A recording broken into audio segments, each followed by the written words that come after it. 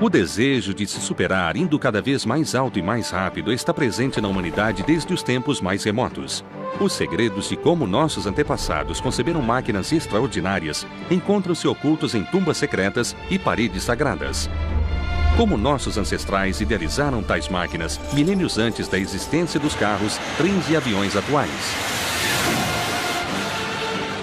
Esta é a história do homem, da invenção da roda à conquista dos céus. Inventos da Antiguidade, carros e aviões da Antiguidade. Nas ruínas das grandes civilizações da Antiguidade, descobertas recentes mostram que os princípios dos veículos modernos podem ter sido estabelecidos há milhares de anos. Na América do Sul, exploradores descobriram esta bela figura de um estranho inseto. Seria esta a prova de que nossos antepassados compreendiam as leis da aerodinâmica? Na China, a conquista do espaço começou com a construção deste foguete primitivo. Mas será que ele realmente funcionava? Teria o homem construído o primeiro foguete da história há mais de 500 anos? Na Inglaterra, um famoso modelista planeja testar um veículo a jato movido a pólvora, originalmente utilizado como arma mortal. Seria possível provar que os carros de corrida tiveram sua origem neste modelo de 600 anos? Outra fascinante descoberta é este misterioso modelo que permaneceu esquecido no arquivo do Museu do Cairo por 70 anos. Hoje, ele está sendo examinado por cientistas do século XXI. Poderia esta revolucionária investigação revelar que os egípcios foram os pais da aviação 2000 anos antes do primeiro voo? Todas estas revelações nos levam a uma questão. Seriam os carros e aviões da antiguidade muito mais avançados do que imaginamos? A busca científica pela automação dos meios de transporte não é uma preocupação totalmente moderna. Ela também estava na mente dos nossos antepassados. Há 2500 anos, a civilização grega estava no auge. Suas ideias, mercadorias, língua e cultura dominavam a área que se estendia da antiga Cartago à região da Turquia moderna. Mas os gregos eram atormentados por um problema complexo. Como evitar a necessidade de viajar centenas de quilômetros pelo mar para chegar a um lugar distante apenas 6 quilômetros por terra? Para viajar de Atenas a Sicília por mar, era preciso contornar toda a península do Peloponeso. A combinação de correntes e ventos desfavoráveis e montanhas de 200 metros de altura favorecia a ação dos piratas que ficavam na ponta da península. Eles abordavam os barcos, jogavam os marujos no mar e tomavam mercadoria. Por isso, navegar pela região era mesmo um negócio muito perigoso. Este pesadelo náutico inspirou os gregos a construírem um projeto épico no século XIX. Hoje, o resultado deste trabalho é uma das maravilhas da Grécia moderna, o Canal de Corinto. Construído entre penhascos íngremes e medindo cerca de 23 metros de largura, o canal é uma maravilha da era industrial. Mas a obra só foi concluída em 1893, com mais de 2000 anos de atraso para os gregos antigos. Como os engenheiros da antiguidade conseguiram resolver o problema na época? A primeira pessoa que teve a ideia de transportar embarcações pelo Diolcos foi o governante Perianda, no século VI a.C. Ele percebeu que, ao rebocar os barcos sobre carretas em uma estrada, o atrito nesses barcos seria muito menor. Acredita-se que esta simples estrada de pedra seja a chave para entender a engenhosa solução de transporte dos gregos.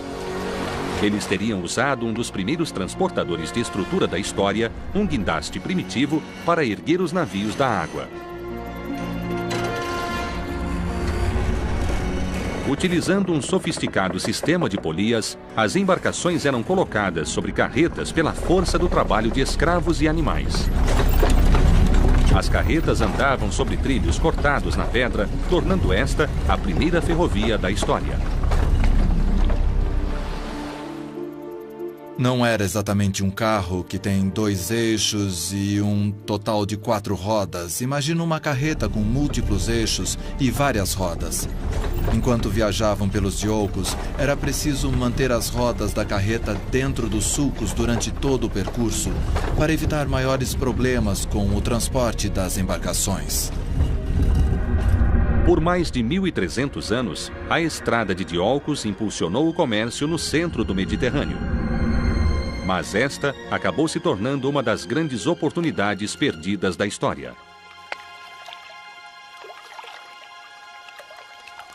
No século I, o genial inventor Hérón de Alexandria desenvolveu a primeira eolípila da história. Bastaria um pequeno avanço, a invenção dos pistões, para que fosse criada a primeira ferrovia automatizada da antiguidade. Mas nenhuma destas inovações teria sido possível se não fosse pela invenção de um conceito extremamente simples: a roda. Em 5.000 anos de história, a roda transformou completamente o modo como viajamos. Mas como evoluímos de um simples círculo até os modernos veículos atuais? A resposta começa com os maiores construtores de estradas e carruagens de todos os tempos, os romanos. Eles construíram uma rede de estradas projetadas com incrível precisão. E nós estamos apenas começando a descobrir como seus veículos eram avançados. Este veículo se chama Camúcar Domitória. No meio deste nome já encontramos a raiz da palavra carro, o que mostra a importância da tecnologia e do conhecimento romano. Incrivelmente, o design deste veículo é muito parecido com o dos primeiros automóveis modernos, construídos mais de 2.000 anos depois. A distância entre os eixos é estabelecida pelas marcas encontradas nas estradas romanas. Assim, temos uma ideia da largura destes carros na época. Há 2.000 anos, as carruagens romanas enfrentavam um terreno acidentado que danificaria qualquer carro de madeira. Como estes carros resistiam ao desgaste físico? Incrivelmente, os romanos desenvolveram uma versão primitiva de um acessório automotivo comum, o sistema de suspensão. Como um carro moderno, este antigo veículo tem um sistema de suspensão. A cadeira do cocheiro balança sobre estas tiras de couro, que são presas de um lado por anéis de metal, e do outro por este elemento decorativo e funcional que exibe a imagem da deusa da vitória. Graças à tecnologia, o carro deixou de ser apenas um meio de transporte para se tornar parte integral da vida romana. Como ocorre hoje, o homem antigo era definido por seu automóvel.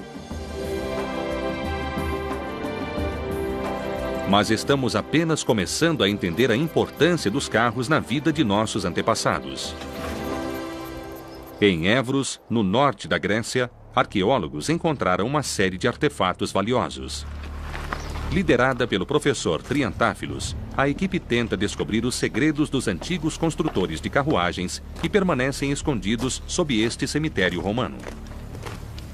Analisando as rodas das carruagens desenterradas no sítio arqueológico, percebemos que seu formato sugere um grande avanço tecnológico. Pelos nossos estudos, chegamos à conclusão de que este design foi utilizado nas vilas da região até a década de 60. A pesquisa toma uma nova direção quando a equipe descobre antigos artefatos que os romanos enterravam com seus mortos. Nos túmulos onde eles enterravam os mortos, encontramos presentes que eram colocados junto aos corpos. Eram artefatos feitos de vidro, cobre e joias de ouro. Também encontramos itens decorativos e peças de carruagens feitas de ferro e cobre. A descoberta de Évros é fascinante. Além de serem parte vital do dia a dia, os veículos eram considerados valiosos o bastante para serem levados para o pós-vida. Tesouros enterrados com as carruagens mostram como os romanos apreciavam seus veículos do mesmo modo que valorizamos os carros modernos. Os veículos eram um aspecto sofisticado e valorizado da vida na antiguidade, e o homem tentava melhorá-lo e desenvolvê-lo continuamente. Mas uma incrível descoberta, revelada por antigos manuscritos, mudou tudo o que achávamos saber sobre a antiguidade. Nestas páginas, encontra-se o projeto extremamente avançado do primeiro carro automatizado, movido a vapor.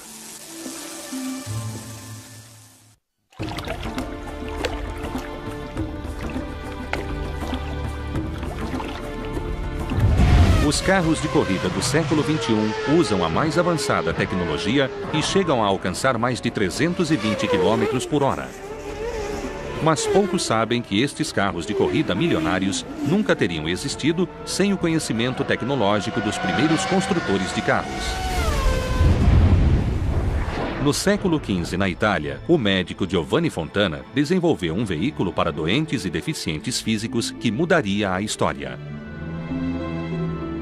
Ele compilou um manuscrito chamado de Rebus Piracis, quando trabalhava como médico.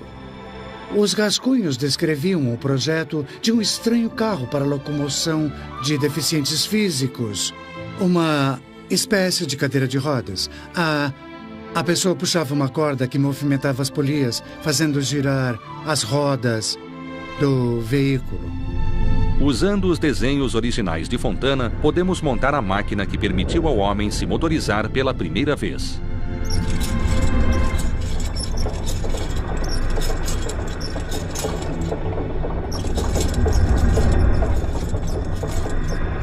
Basicamente, a pessoa puxava uma corda e as polias se movimentavam, girando as rodas. Mas o esforço necessário para mover o carro era reduzido através do sistema de içamento de pesos. A pessoa se deslocava pela própria força.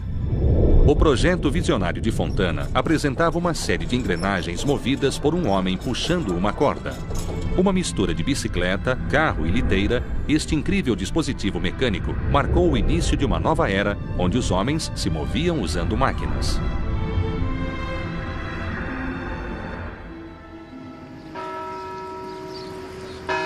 Cientista, inventor, artista e engenheiro, Leonardo da Vinci foi um dos homens mais brilhantes da história. Em seu caderno de rascunhos, esconde-se o projeto de uma máquina extraordinária que teria causado grande destruição nos campos de batalha. Uma das invenções mais fascinantes de Leonardo é o tanque. Ele consiste de uma cobertura cônica com um visor na parte de cima. Era feito de tábuas pesadas e tinha uma série de armas que podiam ser disparadas em todas as direções. Dentro havia 2 cames, que eram girados para operar as rodas. Segundo o projeto, a máquina dispararia todas as armas ao mesmo tempo, ensurdecendo o condutor, assustando o inimigo e causando grande destruição. Historiadores contemporâneos desconhecem as especificações exatas das armas, mas é possível estimar com base em outras armas da época que cada canhão dispararia balas de 136 quilos no inimigo. Apesar de não existir indícios de que seu projeto tenha saído do papel, Leonardo criou esta incrível máquina 400 anos antes dos tanques terem sido usados inicialmente durante a Primeira Guerra Mundial.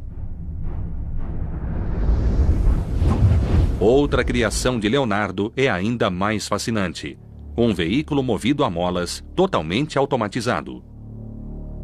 Leonardo queria entender como um veículo com rodas poderia se locomover pela própria força motriz, sem o trabalho humano. Existe o famoso projeto de um carro movido a molas. O pioneiro projeto do carro de Leonardo combinava robótica primitiva e mecânica avançada.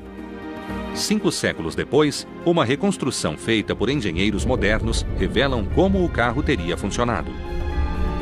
O projeto de Leonardo tinha molas propulsoras que precisavam ser reguladas para não se expandirem rápido demais ou irregularmente, controlando o movimento. A máquina funcionava como um carro, era só apertar o acelerador e ela se movia. O carro de Leonardo andava movido a molas que armazenavam e transmitiam energia para as rodas através de um complexo sistema de engrenagens. As engrenagens se conectavam a um regulador. Este sistema fazia o carro se mover a uma velocidade constante em vez de rápido no começo e devagar após as molas perderem a força. Assim como os carros atuais são movidos a gasolina, o automóvel de Leonardo era movido pela força de uma mola resistente. Usando o mecanismo de relógios, ele desenvolveu o primeiro carro autopropelido. Era uma viagem curta, pois uma mola mesmo quando bem regulada, acaba perdendo a força, mas um automóvel moderno, quando não abastecido, também acaba parando. Analisando Leonardo, percebemos que, apesar de um homem de sua época, ele já compreendia o funcionamento de máquinas automatizadas que só surgiriam após a Revolução Industrial. O carro de Leonardo extrapolou os limites da tecnologia dos meios de transporte e serviu de base para a existência dos carros e trens atuais. O próximo capítulo na história da evolução automobilística foi escrito por um homem extraordinário em condições muito especiais. Na longínqua China, o padre belga Ferdinand Verbis era perseguido pelo imperador por razões religiosas. Mas, da adversidade, surgiria uma grande ideia. Antigos manuscritos revelam os rascunhos do primeiro carro a vapor totalmente automatizado da história. O projeto pioneiro de Verbis usava um caldeirão de água fervente aquecido por uma fornalha. Utilizando energia a vapor, ele antecipou a era industrial, extrapolando os limites da tecnologia dos meios de transporte. Na época, a única força disponível era aquela gerada pelo trabalho de homens e cavalos. Este foi um grande avanço no desenvolvimento de veículos autopropelidos. Reconhecendo a genialidade do invento de Verbis, o imperador o perdoou. Devido a seu grande conhecimento em matemática, astronomia e ciência, ele foi perdoado pelo imperador, chegando a se tornar chefe do Conselho Imperial de Matemática. Este simples invento serviu de base para a tecnologia que viria a mover navios, trens e carros no mundo moderno. O modelista Richard Windley irá testar o carro a vapor de Verbis pela primeira vez na história. A caldeira contém água, que é fervida pela fornalha embaixo. Quando a pressão sobe, um jato de vapor é lançado pelo bocal que move o rotor em forma de hélice. Temos uma redução de engrenagens em torno de 100 para 1, o que significa que para cada 100 rotações da hélice, temos uma rotação do eixo. Precisaremos de uma redução maior por causa do peso da máquina. Não sabemos se isso vai funcionar. Teoricamente, deveria dar certo. Tudo depende da quantidade de pressão dentro do compartimento. Apesar de o primeiro automóvel moderno ter sido inventado cerca de 400 anos depois, os princípios fundamentais do carro de Verbis são basicamente os mesmos de um carro atual. Uma destas semelhanças é a turbina. A água fervente faz aumentar a pressão girando a pequena turbina. O impulso será transmitido ao eixo através da caixa de redução e esperamos que o carro comece a se mover. A turbina foi inventada antes do pistão, mas sua ineficiência atrasou seu desenvolvimento. É interessante pensar que 200 anos depois a turbina seria muito utilizada nos motores a jato atuais e para gerar eletricidade.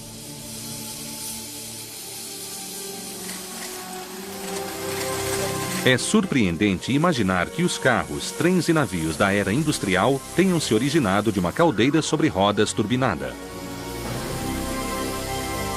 As inovações feitas por Verbis são resultado da eterna busca do homem por novas fontes de energia. Mas, será que o desenvolvimento da automatização se limitava apenas aos veículos terrestres? Um novo olhar sobre textos antigos nos revela uma intrigante pista sobre como o homem antigo compreendia a aviação. Teriam nossos antepassados conquistado os céus com aeronaves movidas a jato?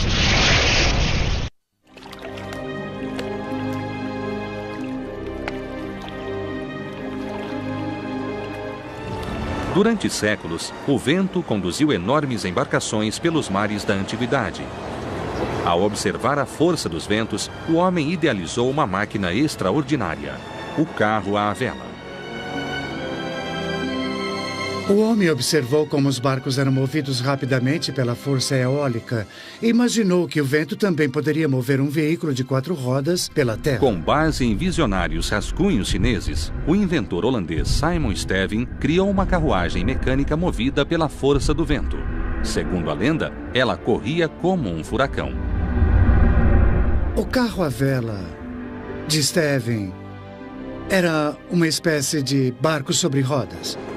Alguns dizem que ele fazia de 50 a 60 km por hora, o que não era impossível, mas era preciso ter uma superfície extremamente plana para que o carro andasse. Atualmente, a instabilidade dos ventos e más condições das estradas restringem o uso do invento de Stevin às competições de windcar.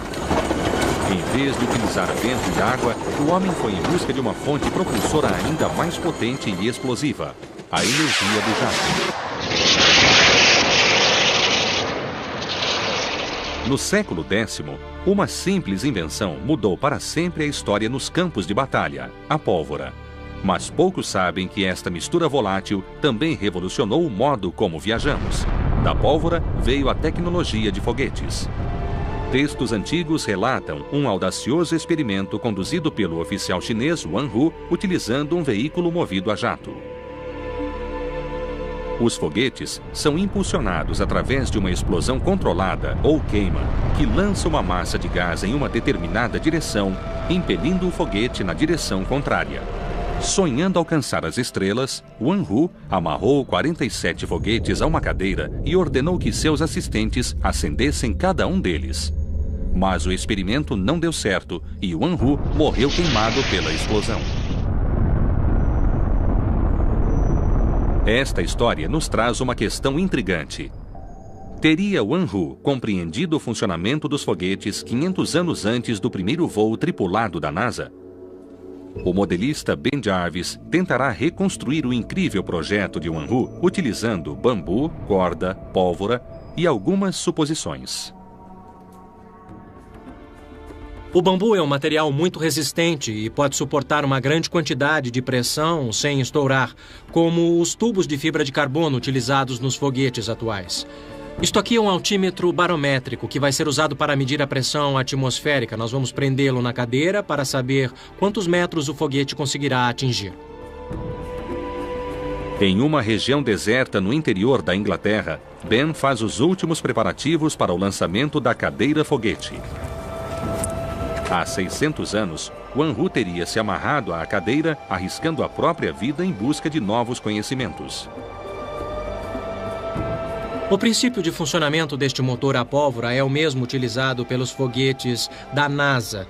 Obviamente, a NASA utiliza motores movidos a combustíveis líquidos que são mais complexos e potentes, mas o princípio da queima de materiais para produzir propulsão é basicamente o mesmo.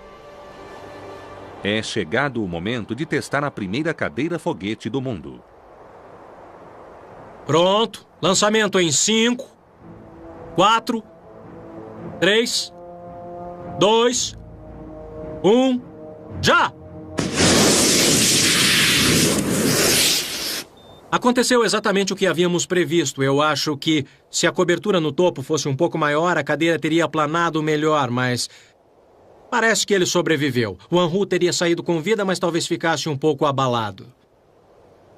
Eu acho que nós conseguimos provar que o projeto original de Wan Hu tinha algumas falhas. Desta vez, nós vamos utilizar nossos conhecimentos de aerodinâmica e um pouco de tecnologia moderna para fazer com que Wan Hu voe de verdade, de uma maneira menos turbulenta. Ben faz uma alteração crucial no modelo. Ele posiciona os foguetes debaixo da cadeira como em uma espaçonave moderna. Lançamento em 5, 4, 3, 2, 1, fogo!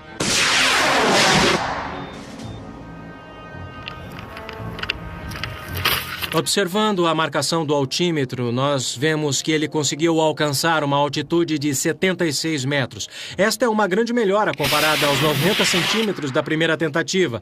Nós tivemos sucesso graças à aerodinâmica moderna, ao instalarmos um estabilizador e lançá-lo verticalmente ao invés de horizontalmente. O Wan Hu voou bem mais alto. Infelizmente, eu acho que ele quebrou o cotovelo, ou pior que isso. Enfim, resumindo tudo, eu duvido que sua invenção se torne um meio de transporte popular. Mas o legado de Wan Hu está eternizado nos céus. A NASA batizou uma das crateras da Lua em sua homenagem. Demoraria 500 anos para o Ocidente criar seu próprio veículo movido a jato, um carro que parecia vindo do futuro. No século XV, o engenheiro veneziano Giovanni di Fontana criou um carro a jato graças a uma simples invenção, a pólvora granulada. A pólvora granulada queima lentamente como se a explosão de uma bomba fosse controlada para ocorrer durante um determinado período de tempo e não de uma só vez.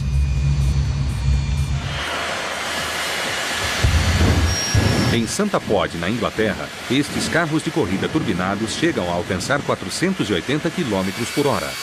Eles se utilizam da tecnologia explosiva desenvolvida por Giovanni há 600 anos. Estabelecemos o recorde mundial no ano passado, alcançando a marca de 540 km por hora.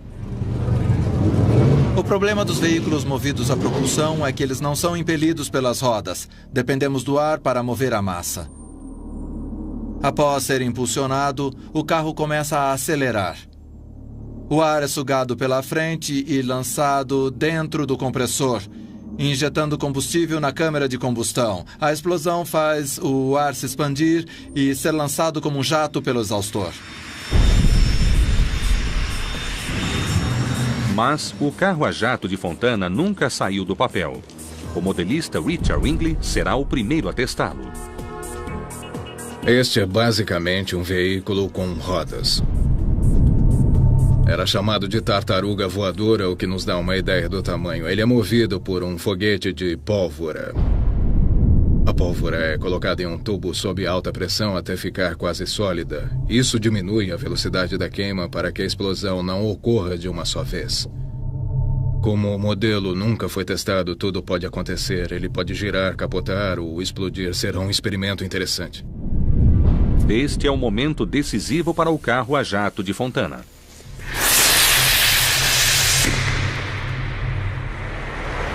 Contra todas as probabilidades, o experimento funciona e o veículo atinge 65 km por hora.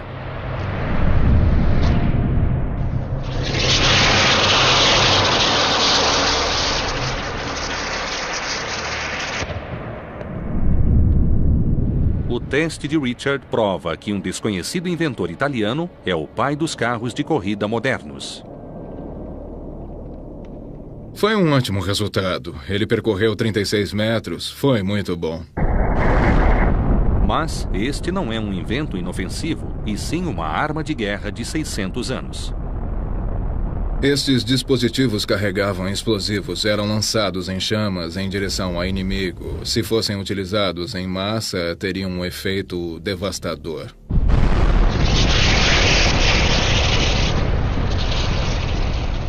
O carro de Fontana poderia funcionar. Qualquer coisa que crie uma explosão e canalize a energia gerada através de um injetor pode gerar propulsão.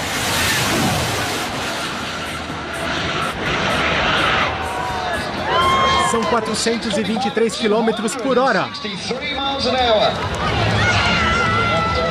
O homem mostrou estar sempre extrapolando os limites da imaginação.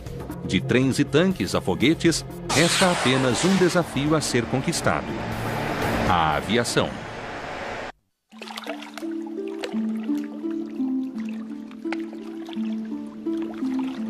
Durante milênios, o homem sonhou em realizar a viagem suprema, voar e alcançar os céus. Antigos pioneiros da China e da Europa renascentista desenvolveram incríveis máquinas voadoras. Mas o sonho da aviação só se realizaria em 1903 com o voo dos irmãos Wright. Mas novos estudos podem mudar tudo o que sabemos sobre a história da aviação.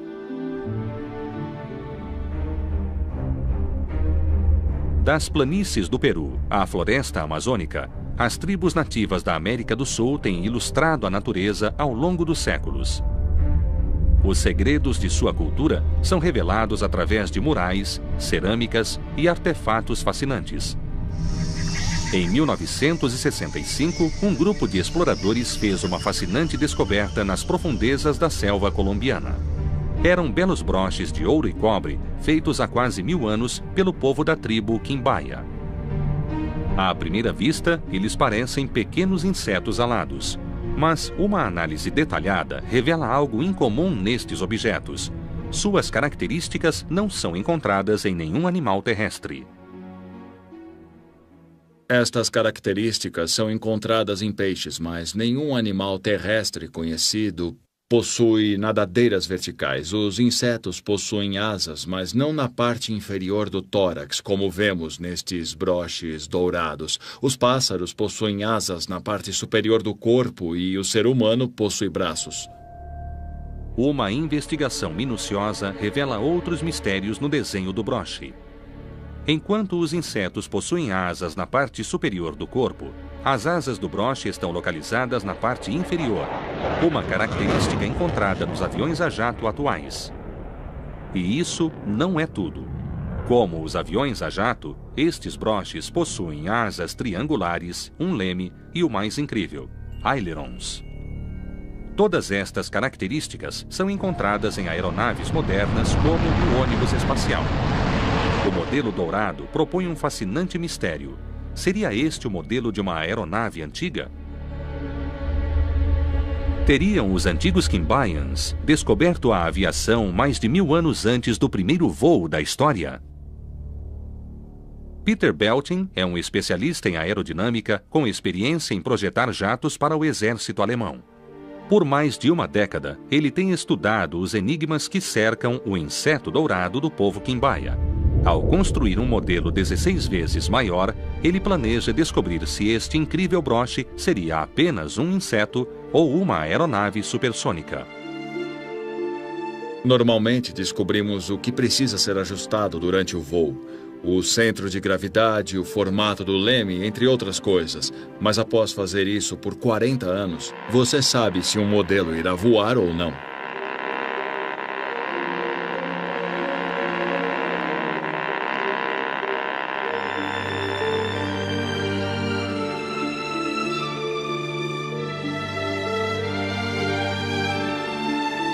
Os resultados são impressionantes. O que imaginávamos ser apenas uma joia em forma de inseto voa como uma aeronave do século XXI. Existem outros 20 artefatos similares a este e todos têm o mesmo formato. São peças muito interessantes, mas desconhecemos o verdadeiro propósito delas. A pesquisa pioneira de Peter Belting nos faz repensar a história oficial de como o homem conquistou os céus. Mas a primeira máquina voadora da história pode ser ainda mais antiga.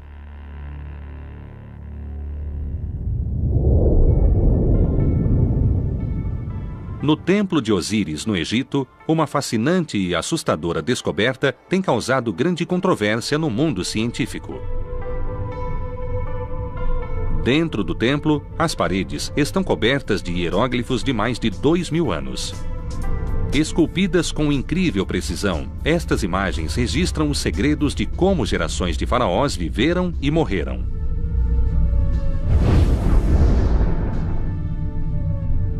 Ao fotografar um destes painéis, a egiptóloga Ruth Hover fez uma surpreendente descoberta.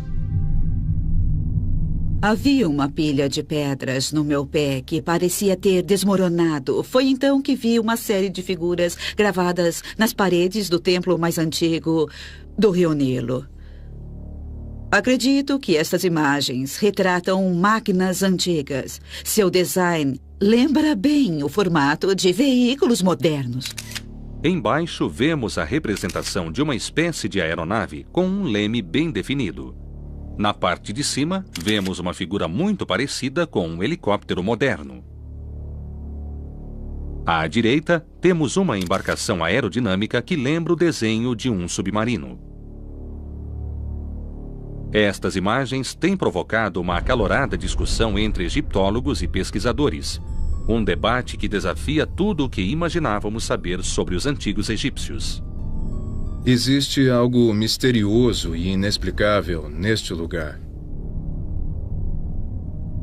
Algumas teorias afirmam que seres vieram do espaço para ensinar os egípcios antigos. Também dizem que estas figuras retratam um helicóptero moderno.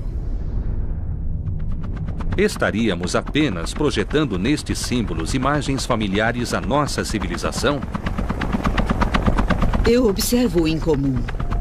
Coisas que as pessoas não estão acostumadas a ver, pois não podem compreendê-las. Isso é muito emocionante. Mas isso não é tudo. Juntando outras pistas encontradas nas paredes desta tumba, a doutora Ruth Hover acredita ter decifrado um código contendo uma mensagem deixada há mais de 2.000 anos. Uma mensagem que os egípcios planejaram manter escondida até que nossa sociedade estivesse pronta para compreendê-la.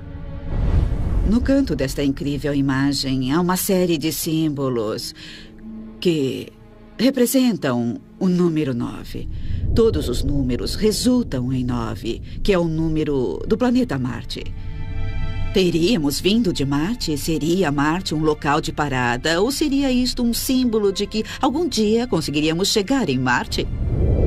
Ainda estamos decifrando os mistérios do Egito. É muito emocionante. Mas o mistério da aviação egípcia não para por aqui. Há 100 anos, em uma das mais antigas pirâmides do Egito, exploradores descobriram um baú de artefatos e tesouros. Estes objetos permaneceram guardados e esquecidos no acervo do Museu do Cairo por décadas. Entre eles, havia uma pequena escultura de madeira. Parece um pássaro. Ele tem um bico, olhos e marcas na cauda. Provavelmente era pintado com mais detalhes. À primeira vista, este modelo de 2.000 anos parece insignificante. Mas estudos sobre o pássaro de Saqqara geram mais perguntas do que respostas. Poderia ser um brinquedo ou um catavento. Poderia ser o modelo de uma máquina que voasse de verdade. Não sabemos. Nas tumbas faraônicas, escondem-se artefatos inestimáveis que os reis utilizavam para alcançar o pós-vida. Muitos destes belos objetos eram modelos em escala reduzida, carruagens, navios ou figuras humanas, produzidos com incrível precisão. Isto traz à tona uma questão intrigante. Seria o pássaro de Saqqara o modelo reduzido de uma antiga aeronave?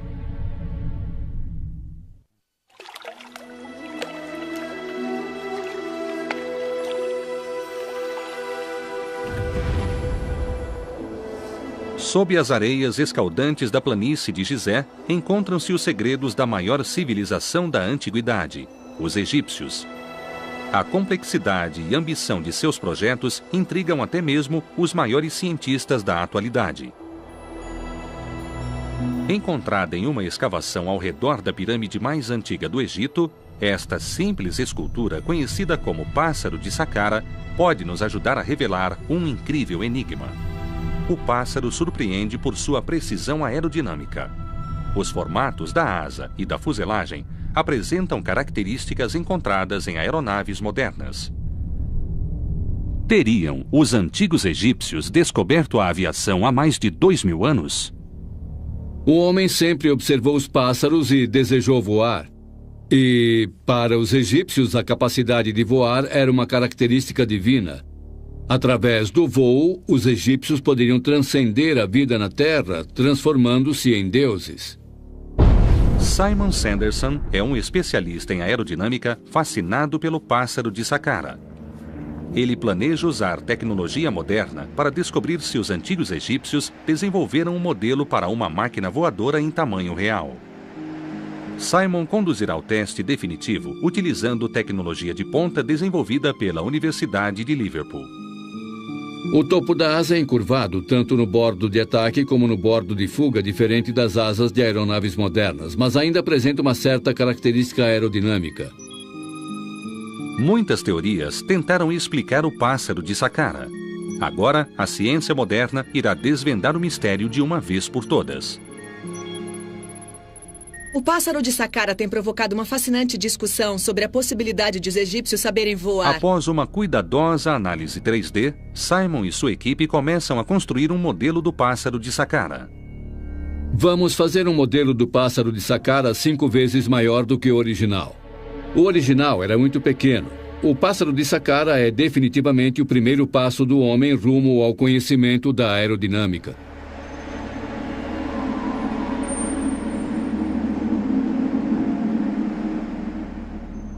Em Manchester, na Inglaterra, em um dos principais institutos de pesquisa aeronáutica, Simon faz os últimos preparativos para testar o modelo.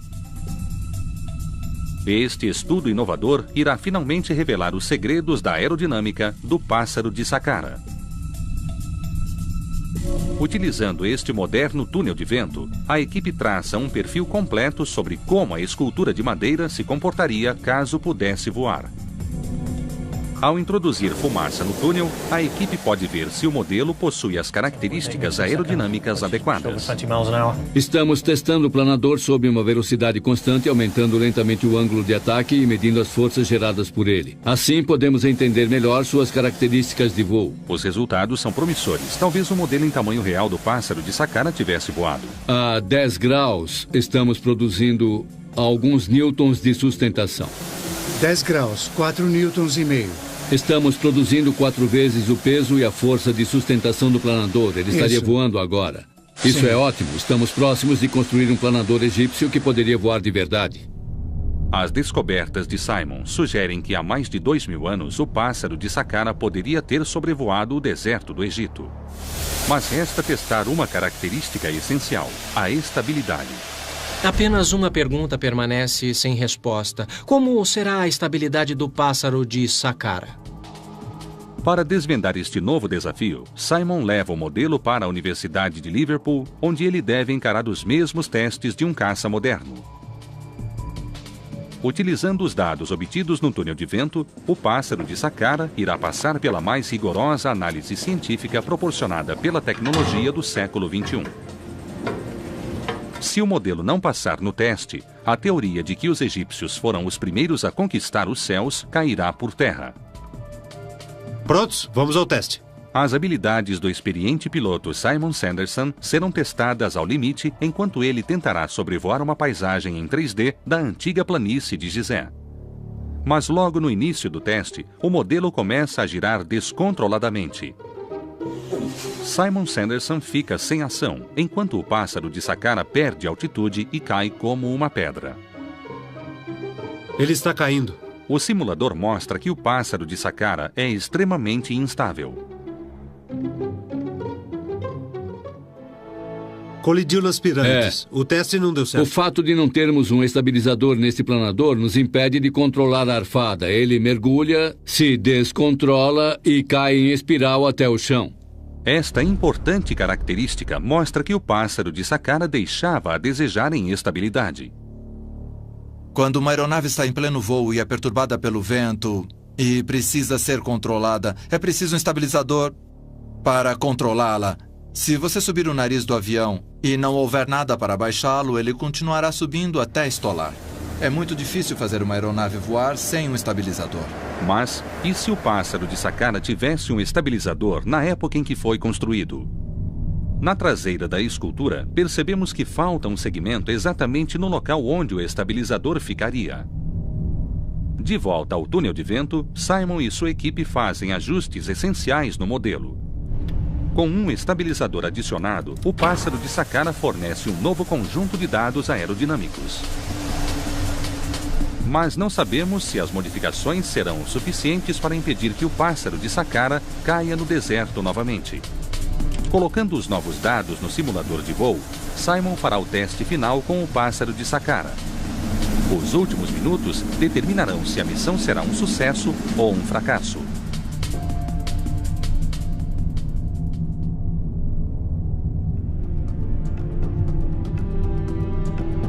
Enquanto o piloto assume os controles, o modelo começa a subir em direção aos céus. O pássaro de Saqqara desliza suavemente sobre o deserto egípcio, flutuando pelas correntes de ar como uma águia. Mais de 2.000 anos depois de os antigos egípcios terem esculpido o misterioso pássaro, a tecnologia moderna prova que ele poderia ter voado.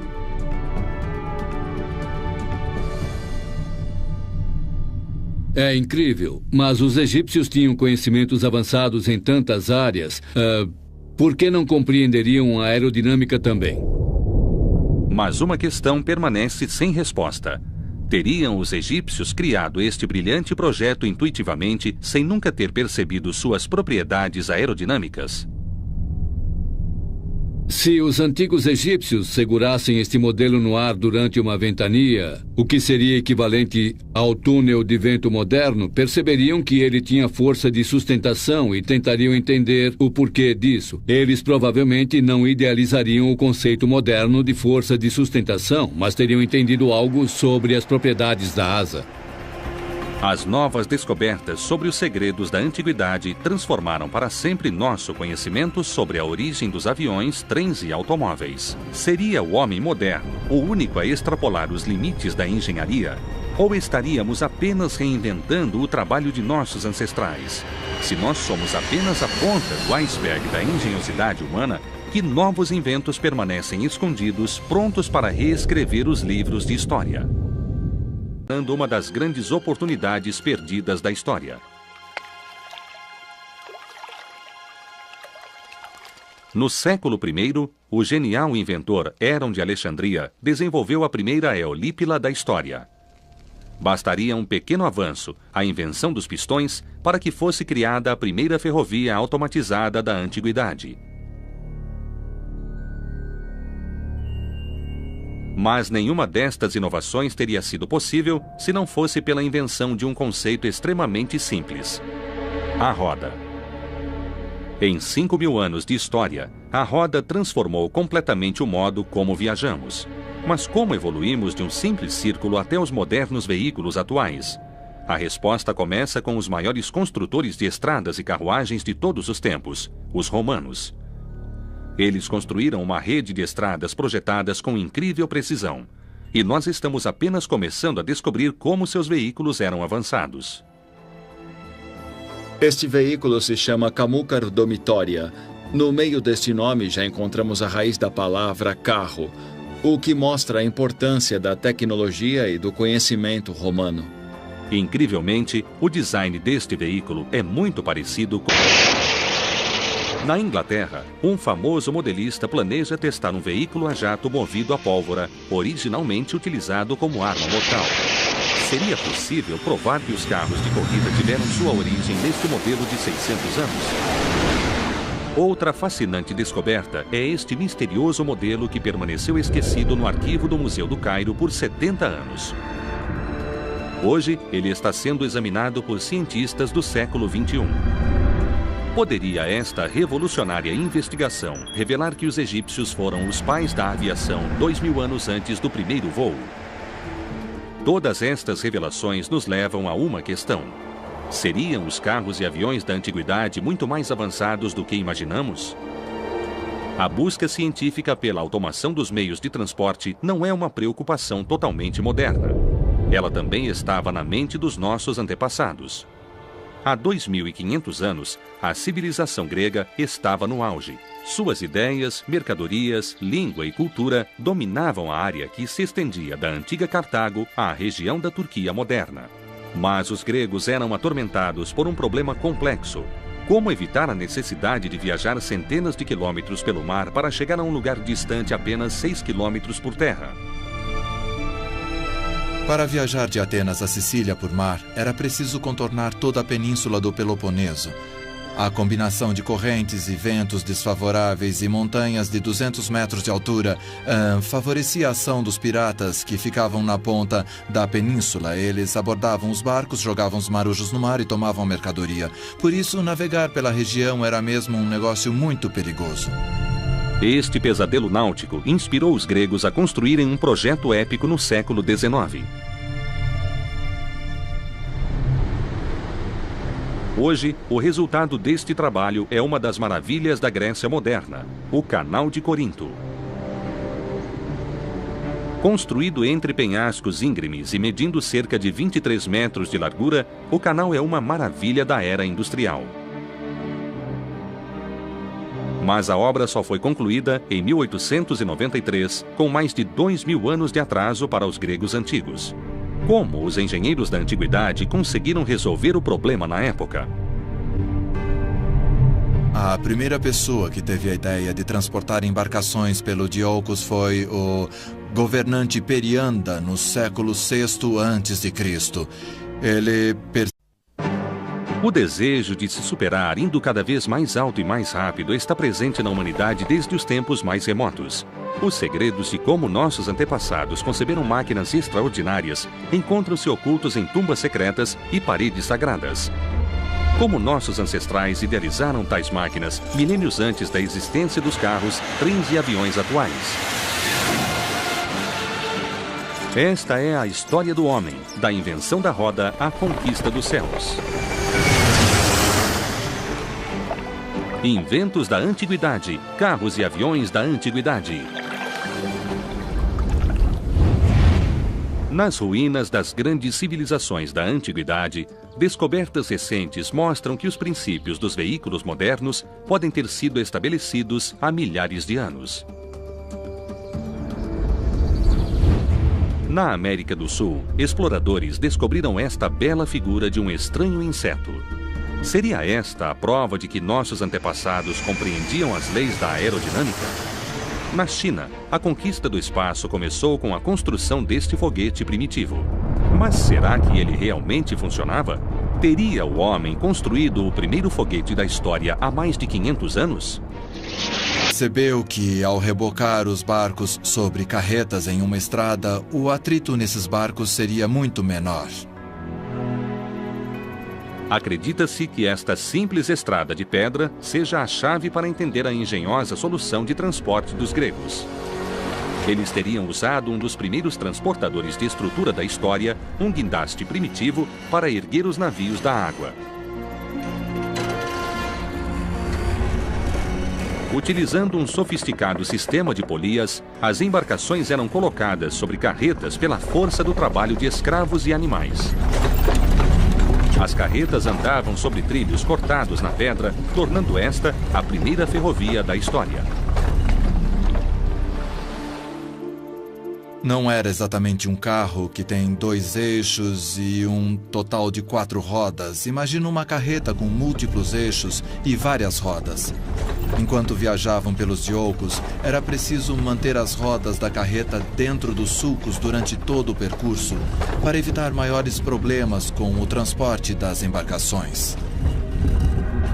Por mais de 1.300 anos, a estrada de diolcos impulsionou o comércio no centro do Mediterrâneo. Mas esta acabou se tornando